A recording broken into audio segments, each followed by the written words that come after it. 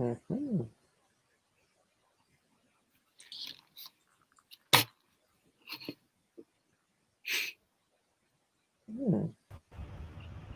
There he is.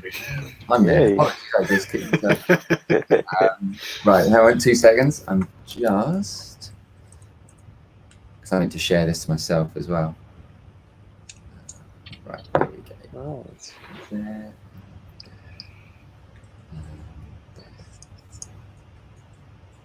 Okay.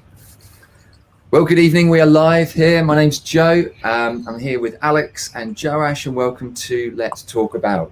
Tonight's going to be about computer games. Me and Alex had done film before, but this one we wanted to do particularly about computer games. Of course, there's huge tech news coming out with Xbox and PlayStation. Alex is a previous colleague from my days in school, and Joash is a current colleague here at Friends International in Guildford. I'm going to just let them introduce themselves quickly. So, Alex, over to you. Hi everyone, I'm Alex, and Joe's invited me here to talk about games because all we used to do is talk about games, films, and TV. So, hello. And Joash. I'm Joash. What else? I'm kind of working with Joe, doing lots of things. So yeah, sometimes I play some games. So one of the game that I will introduce to you. Hope that you can join me, maybe sometime. So yeah. Excellent. Alex, I'm going to jump straight to you. And your first game you want to share with us was... Oh, I need to share a screen. 2 seconds. The first game I think you wanted to share with us was Marvel Spider-Man. Yes, the new Miles Morales one. Excellent. Okay, right. I will hit play. Here we go.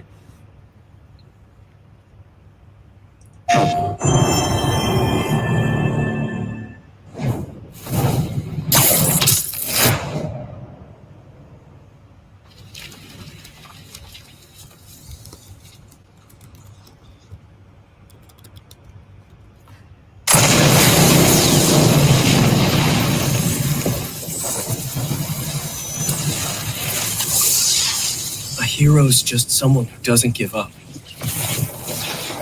Your dad said that. He was right. Now it's your turn. Go be a hero, Miles. Okay, let's do this. Feeling just don't stop me now. Tryna hate on us. I'm strong enough. The feeling just don't stop me now. Baby, yeah, we can go on. Baby, yeah, we can go on.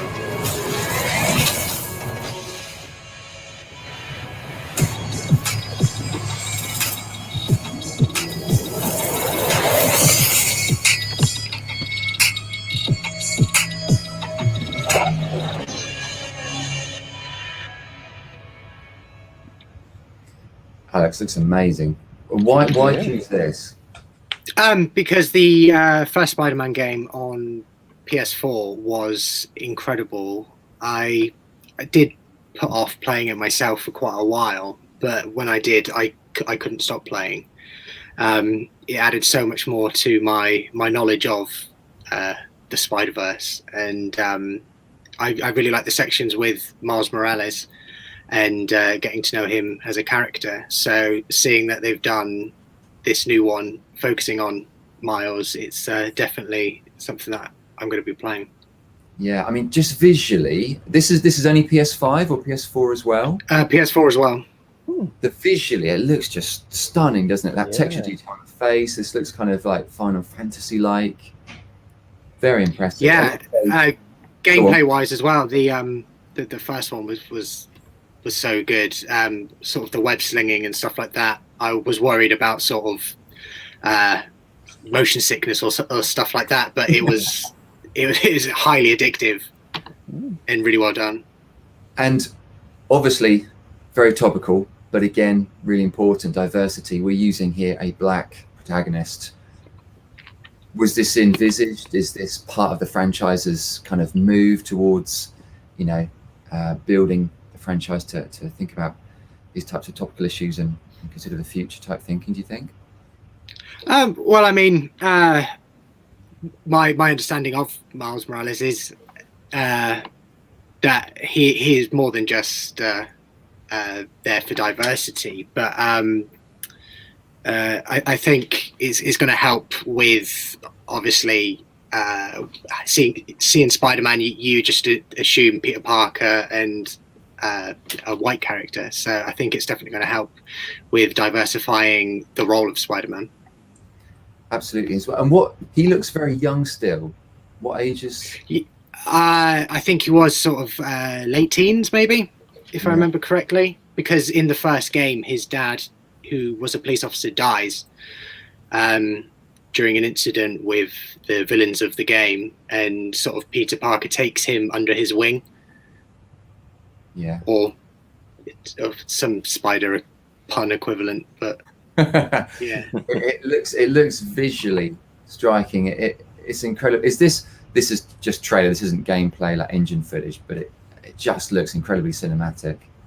It reminds me of Battlefield 4 when that came out, and the texture detail there you see. Interesting again, the slogan "Be greater, be yourself." When's it coming out? It's one of the launch titles, so next month. Wow. Fantastic. You're getting a PS5, aren't you? Eventually. I don't know if I'm going to get one straight away. I've been unlucky in sort of been unable to get one with the initial sort of run, but I will definitely be looking to get one as soon as possible. Yeah, no, we're going to talk about this later. Xbox or PS? Where are we spending our money this Christmas if we can? But it sounds like Alex is already chomping at the bit for the PlayStation. Beautiful trailer. Good shout. One I'd love to share with everybody is this. It's Sherlock Holmes, Chapter 1. It's becoming part of this. Well, it's quite old now in its franchise, but it's becoming very popular as being called free investigation format, or what some of us might recognize as open world.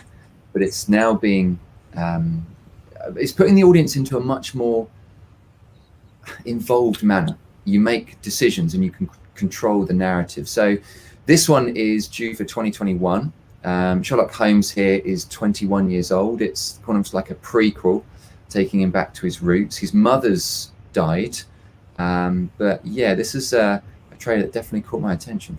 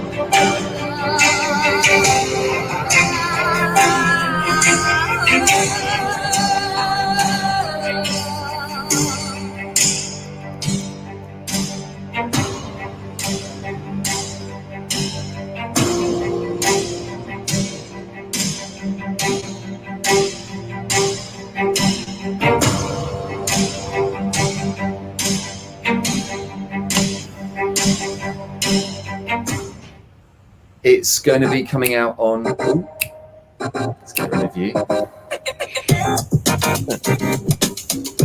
It's going to be coming out on almost all platforms. But one thing I've really liked about this is that, again, it's taking you back. Just waiting for this advert. It's taking you back to his original kind of premise. It's a detective thriller. A young Sherlock Holmes is kind of struggling to prove himself. And again, similar to Alex, the open world type of concept of genre here, sandbox as we call it. It's also going to be an adventure, action and role play. The levels look incredibly rich, big, but again, it's that opportunity for you as the player to choose, and you kind of navigate the outcome of the story. It looks something which is quite enigmatic. There's lots of mystery to it. But again, just looking at the depth of detail here, and audiences being thrown into moral choices, I think that would be something which again could be a hit. So yeah, PC on Steam, PS4, PS5, Xbox, but due next year there's been lots of trailers out already. They hope to get a demo out in December, but that one kind of caught my attention. Something a little different, something a little bit more maybe invested, and much more narrative based than just literally your typical shooter. On that note, killing things, I'm passing over to Joash, who is looking at a previous title, Monster Hunter, but this is, I believe, Joash, a kind of an update or a new... Yep. Oh, yeah. I think this is the latest update for both the kind of the extension DLC bit and also the fundamental game. I think we can play it first and we have a look. Yeah. Let's jump in.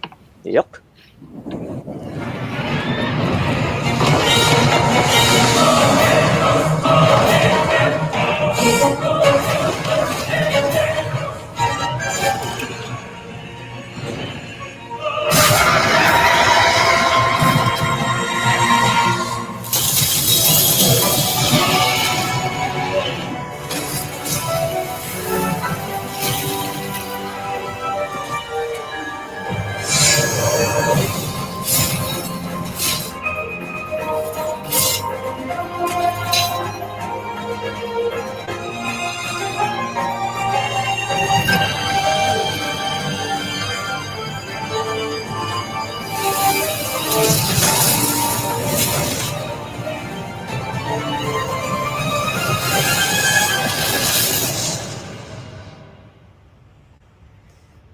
Okay. Right. Yeah, it might be beneficial to audiences to learn of what the original game was as well before talking about of course. So just to start with, what this clip is showing is kind of one of the game mode that Monster Hunter is presenting. But as this Monster Hunter is kind of a long series of games, so different editions like Call of Duty or Final Fantasy, that kind of stuff, that it's got a long series, a long history. Monster Hunter World is kind of the most recent one. As its name suggests, that it created kind of a ecosystem, a world with lots of settings, lots of maps, when seemingly they are unconnected. But when you play through the storyline, then you will find out they're actually related, which I'm not going to tell you the story now. I'll let you to find out. Spoiler. But otherwise, it's basically, and one thing I love about Monster Hunter is because it's more about player cooperating with each other to slay the dragon or to do some quests, not necessarily slaying them, sometimes capturing or just sometimes collecting things that you will kind of unlock the storyline, different stories. And there's some quests like this one. It's very epic. You're not fighting a monster or dragon in a random map, but you are doing in a castle or more like a barrier. So kind of a massive fight with all the cannons or whatever the tools you got around you. And I think, yeah. And also, like you see, Monster Hunter is not just a game in itself. It will have sometimes the cooperate with other games. Like actually, Witcher 3 is one of the games that have collaboration. So sometimes you will see some other interesting equipment or dragon actually from other games as well. So that's one thing about it. One fun fact about this game is not just about the dragons and the monster. It's also other monster from other games. So yeah, I think. And I think the addictive bit is that because in this game you want to build a better armor, better weapons, or cool weapons, so that but sometimes you need the parts from a certain dragon, which is very rare to get, and you keep fighting it until you get it. So sometimes it can be quite addictive just to get one parts from that particular monster. So yeah. So when you say, is it cooperative play, you playing with people online? Yes, you can. Or if you're brave enough, you can do solo. But I prefer to do it cooperative with people online.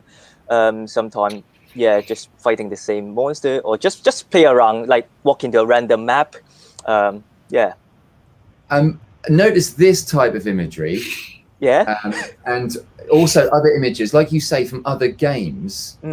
Is that something that you're unlocking or you're paying for as like DLC, like downloadable content, or is it within the game by default? Yeah. So actually, one thing good about the Monster Hunter world, the world is kind of the base game. Iceborne is kind of the DLC, but there there are contents for both the free kind of you still buy the game, but it's kind of free bit. There are also some other extra stuff for the DLC bit, so you can get it both. Yeah. So like let's say I think it's not just for the DLC players, the PS that bought the DLC, but also for the others. Yeah. Okay. Yeah. I'm going to be honest. I'm so sorry. I've never heard of this title. No, that's okay. It's interesting as well. Universal Studios Japan. So this is it's quite a niche product. Yeah, it's quite. I think it's the latest one. Yeah. Actually, I haven't tried that bit yet, to be honest. But it looks cool. Yeah. Wow. Yeah. So you've obviously been playing this for a while. Alex, had you heard of this title before? I've heard of it, yeah, but I've never played it myself. It looks like a massive multiplayer online role-playing game, like a Memorg, like it reminds me of the games of Hammer and things. Lovely. Really, I love that intertextuality again, that you've got like different games within it, like different references to the games. Tekken Tag, I was going to say there, showing an age. Great choice. Another game I just wanted to talk about is Dirt 5. If you're a fan of racing simulators, particularly moving away from kind of particularly like Need for Speed and Forza, moving into more of a dirt game. This comes from my love when I was a teenager playing Colin McRae Rally. So this is Dirt 5. Product not yet rated.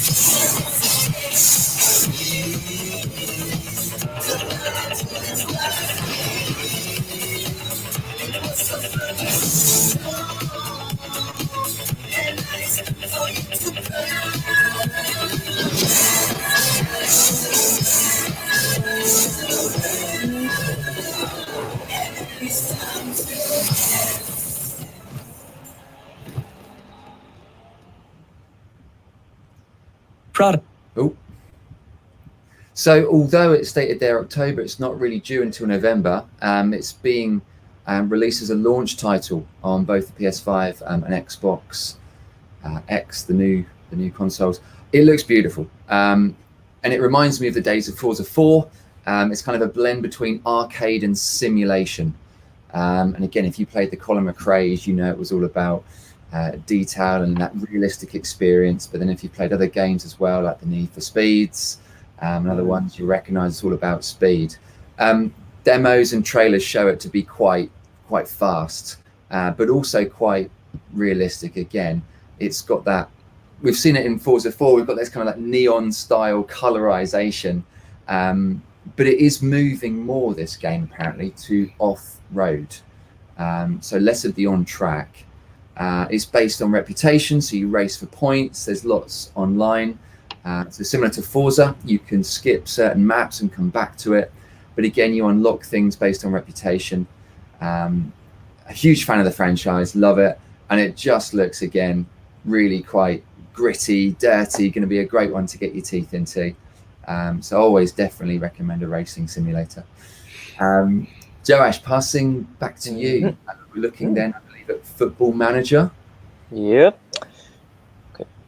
Yeah, just play it.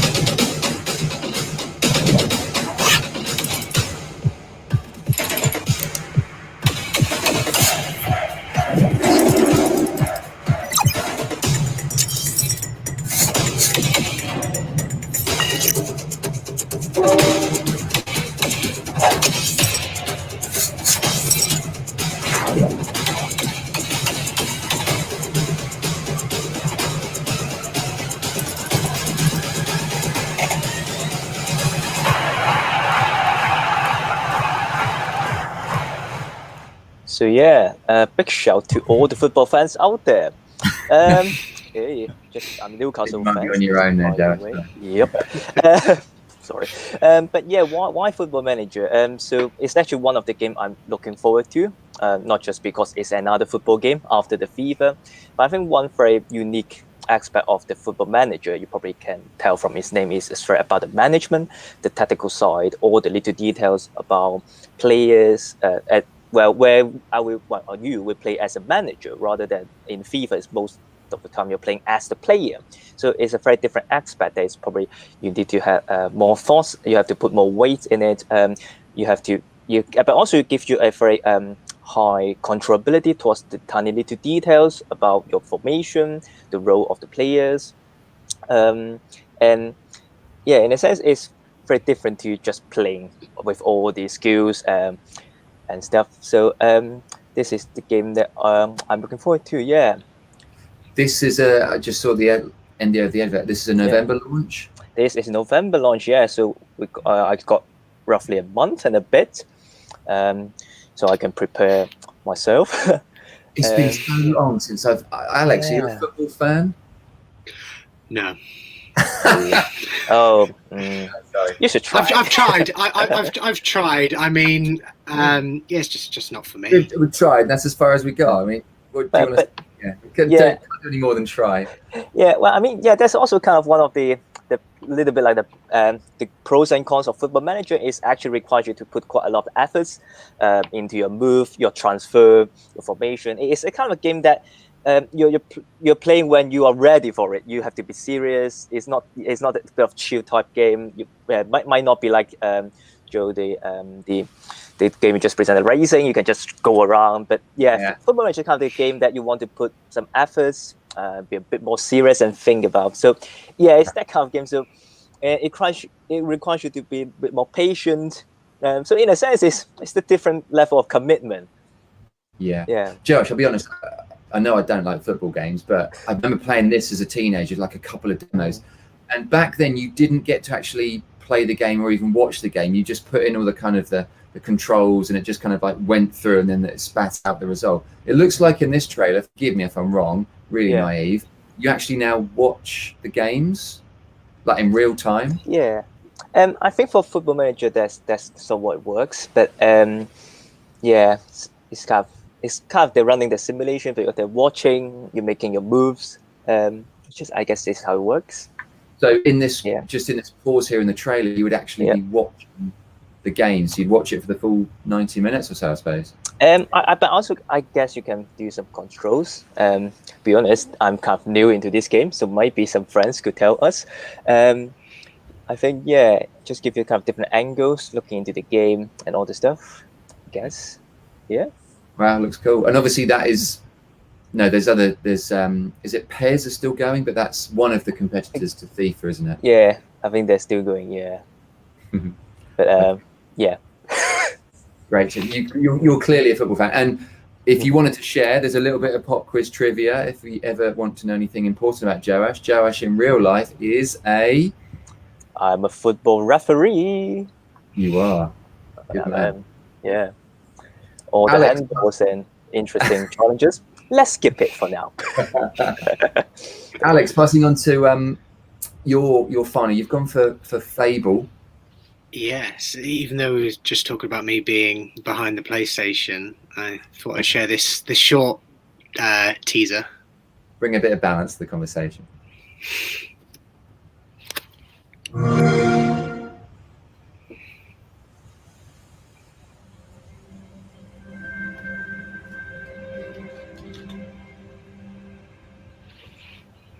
The world is filled with stories of legendary heroes and treacherous villains, of fantastical creatures and wondrous places where nature and magic live in perfect harmony.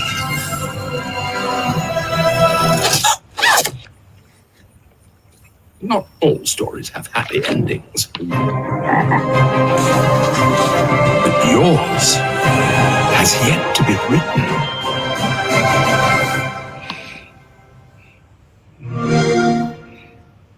Not much given away there. Alex, why are you choosing this? Because I think it's, you see sort of RPGs and they're all sort of mostly serious and stuff like that. But I have memories of playing the very first Fable back on the original Xbox. And much like your Sherlock Holmes choices play a big part of the game. Yeah. And if you choose to do more good, your physical appearance and people's reaction towards you is more positive. But if you choose to do bad things, you become sort of more evil looking and people are scared of you. Right. And I think that's always a fun part of gaming, when you can make people run away from you. But no, like it's an interesting one, because the original run of Fable games was done by a studio that's no longer running. So it'd be interesting to see what this new title could bring to the table, or just restart, because it's been described as a new beginning to the series. So we'll have to wait and see. What genre of game is it? It's an RPG. So sort of the original games span quite a long period of time. Yeah. So, but yeah, like think about sort of your Skyrims and stuff like that as a basic thing, and then go from there. Okay. It's not sort of first person or anything like that. It's third person.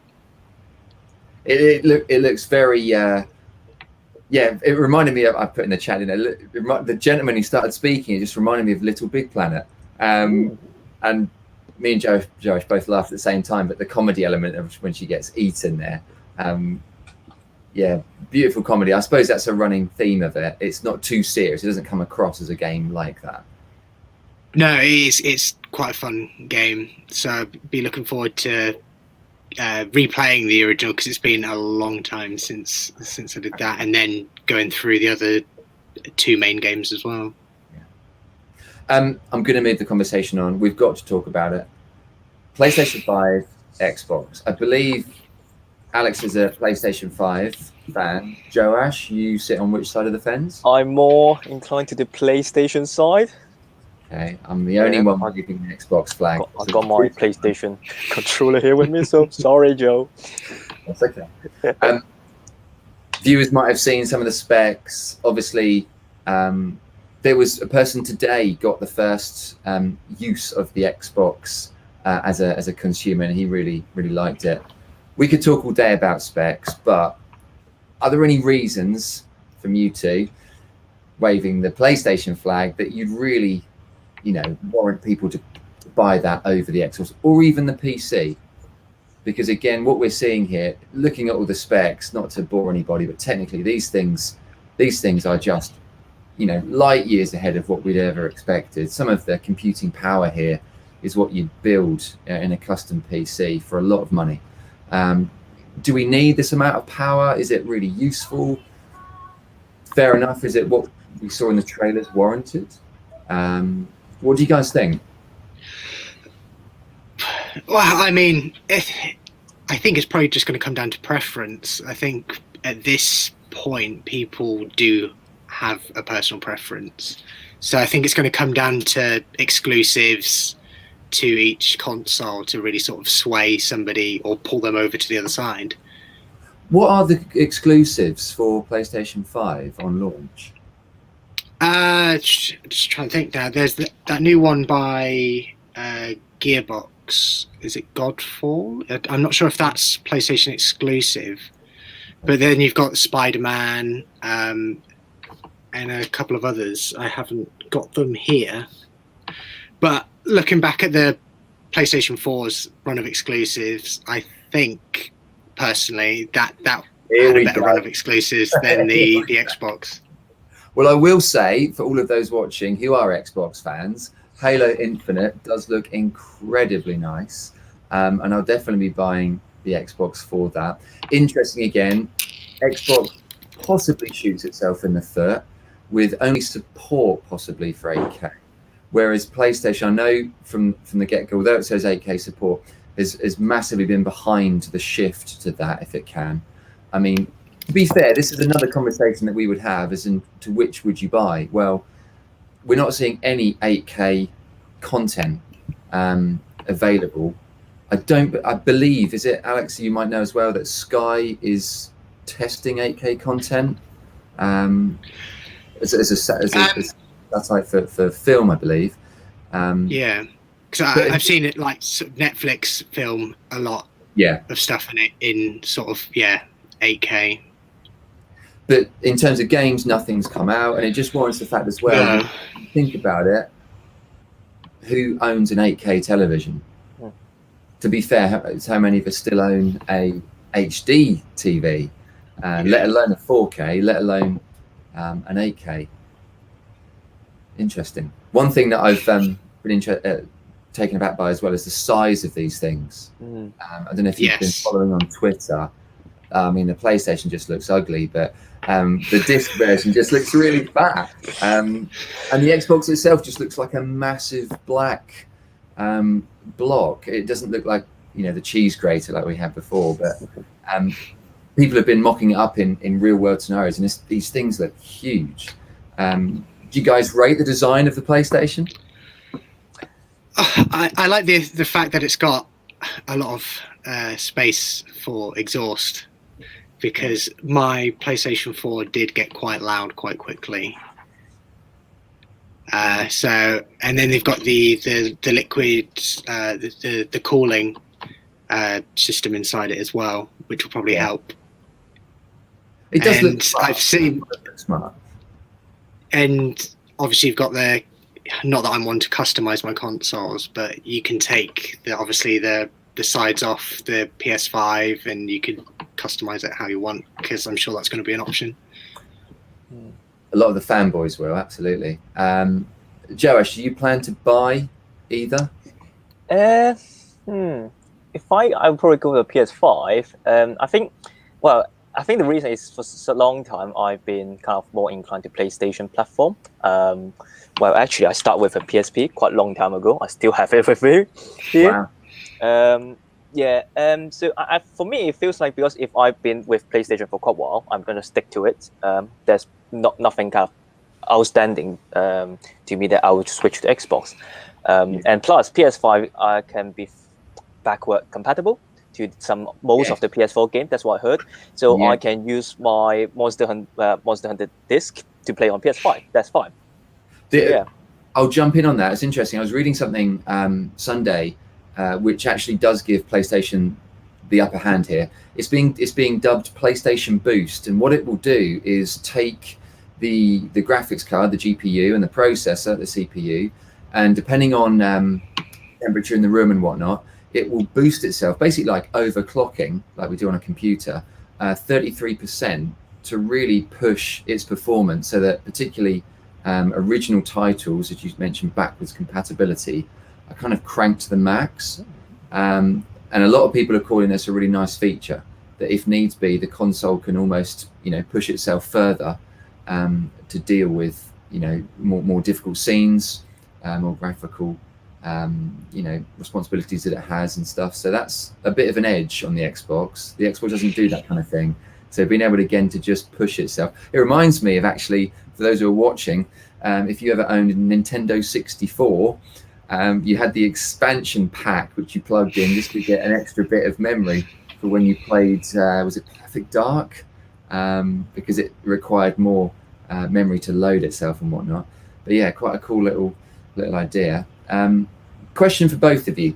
Xbox aren't doing this, but the move to online only, removing the need for physical media. Of course, they're releasing two versions, one with a Blu-ray disc tray and one without. The one without looks thinner. The one with, again, is quite bulky. Do you think we should be moving to online only? Do audiences still want to buy discs?